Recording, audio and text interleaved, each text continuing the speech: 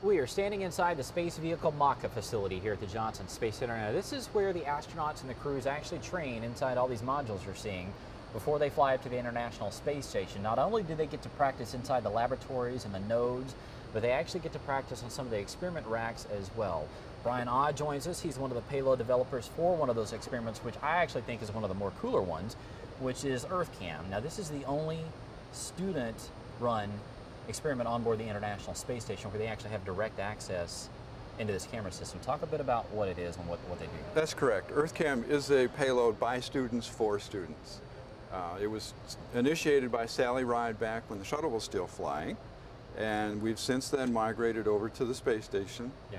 And we've operated about 38 times, and we continue to operate for about 4 weeks, about 4 times per year. Okay. So let's talk a bit about how it works. Basically, students get to see a map of the Earth.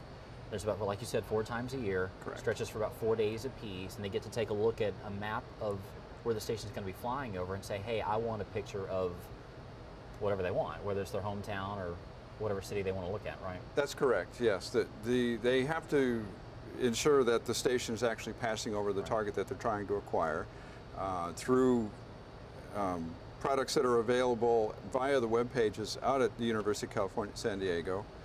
We show the orbit tracks, right. And what they do is you can auger down into the map that's directly underneath that orbit track, and let's say it does pass over Johnson Space Center.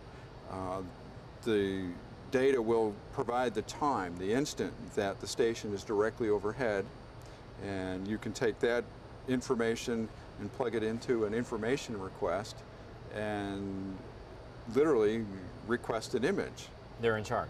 They are in charge, yes. So let's talk a bit about what the crew does. Now, this rack would actually be in the floorboard of the space station, right? It's on the bottom, obviously facing the Earth. That's correct. This is in the deck, and the deck 3 position of the U.S. lab. Destiny. And the window that's inside actually looks down over the Earth, and it's actually covered up by a shutter that we're now opening. And as the station flies overhead, they can see out the lab window. Yeah. It's a 20-inch wide, very, very high quality glass, very flat, with a very high transmittant rate for the light that passes through it. Talk about the importance of that. Now, this is not just your regular glass you find inside your house or your car or something. I mean, this does not bend wavelengths. There's no smudges. It has to be very, very scientifically clear. Right? We call it a window, but in a sense, it's a flat lens system. The wave fronts of the glass are very, very flat, so there is no aberration caused by the light passing through it. As I said earlier, the transmittant rate is extremely high, so you can place very high quality science instruments on the payload support shelf in the wharf, the Window Observational Research Facility, and do some intensive studying of the Earth. It's terrestrial. It only looks down at the Earth. So it is a very, very high dollar, very high quality window that looks back down on the Earth. So once the crew gets it set up, it's kind of autonomous at that point. Basically it has the commands that are sent to this laptop, one like we've got right here in front of us, which is just on board, just a regular laptop. Correct. And this is what actually controls the camera, right? Correct, yes. The crew will establish the camera mount, position the camera on board. They connect it to the laptop via the USB cable, turn everything on, and then we'll start the EarthKAM software, which you see here. And the files, the image requests that the students will process via the web pages out at UCSD actually get uplinked to the laptop, and this is just a station support computer. Yeah. And the software will read that camera control file into memory, and then as the station gets to that particular point in time, it will tell the camera to snap a picture. Snaps away. And then downloads it to the laptop, and then in reverse, just the way we put the camera control file on board, it will bring the image down to the ground and get posted on the UCSD webpage. You guys have been doing this since Expedition 2, so it's been going for quite a while. You were telling me that you've taken 40,000, almost 40,000 pictures. We're a little over 40,000. That's impressive. Yes, and they were all taken by students, and we've operated 38 times, of course, from increment 2 on, and we're currently at increment 30 right now. Yeah.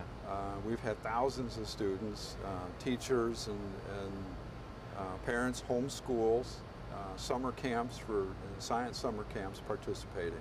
So it's a well-used, extremely neat payload, only because students are controlling it.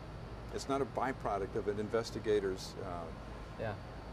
detailed science. We talked about this a few minutes ago, that, you know, we look back at Apollo 8 and a lot of those missions, and, you know, we were going to the moon, but we always talk about the Earthrise picture, the blue marble picture Yes. that Apollo 17 took.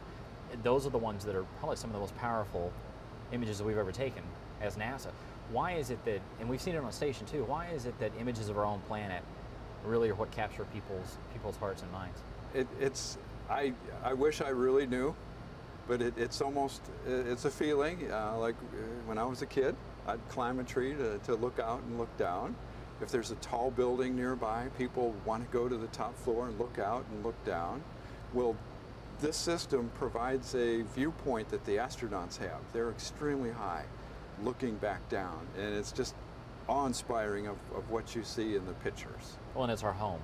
That's where we live, yes. Yeah, the astronauts talk about that, you know, they look down and that's their entire lives are down on that planet, and then it's you're sort of looking back, you know, at home base. But this is a fascinating experiment rack here. I mean, I know the students are enjoying it. They do. Of the thousands of students that have participated, they will start, typically we target junior high, middle school students. And we actually have a few of those students who worked at UCSD actually working here at Johnson Space Center now. So they're actually taking part in this, even though they were young students actually controlling these cameras. Now they're here. Undergrad students participating, supporting the program, and now they're actually here at Johnson Space Center working. That is fascinating work. Yes. Thank you so much, Brian, for joining us. And you're welcome. It's been very cool to see this actually in person. You know, we'll put down at the bottom of the screen here the website that you can go to take a look at some of the imagery that the students have captured over the years. You might be able to see your own hometown on there. And of course, if you'd like to take a look at some of those images as well as some of the pictures that the astronauts themselves have captured, you can always log on to nasa.gov/station.